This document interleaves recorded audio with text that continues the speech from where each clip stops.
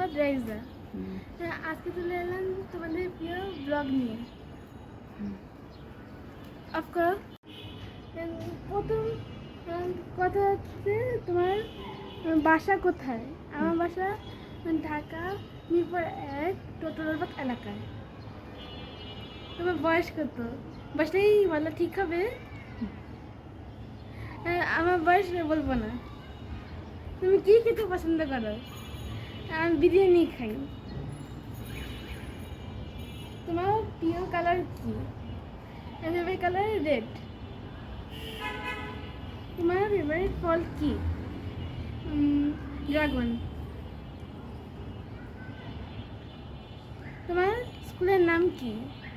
Mirpur 1 model academy. তুমি কোথায় থাকা ভালো?